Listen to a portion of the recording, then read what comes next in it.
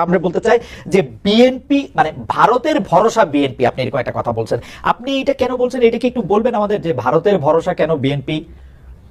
এটা আসলে আমি বলি নাই, এটা একজন বিশিষ্ট ব্যবসায়ী জনাব এ কে আজাদ, যিনি একজন সাবেক এমপি ছিলেন, আওয়ামী লীগ সংশ্লিষ্ট, ফরিদপুর থেকে ইলেকশন করেছেন।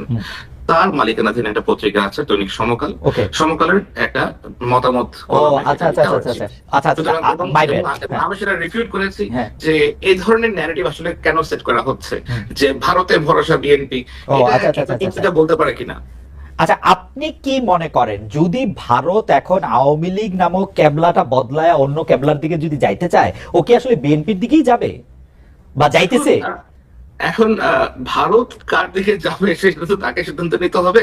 আর আমার মনে হয় যারা বাংলাদেশে আগামীতে ক্ষমতায় আসতে চান তাদেরকে বাংলাদেশের কেবলাটা যেন বাংলাদেশের দিকেই থাকে সেটা সেট করতে হবে।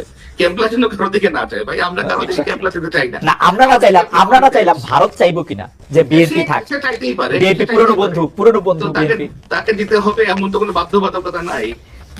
না না, তাকে তো আপনি দিবেন না। সে যদি ওদিকে ফিরে থাকে আপনি মানায় করবেন কেমনে? মানে বলতে হবে যে তুমি তো নজর সরাও। নজর সরাও এরকমটা।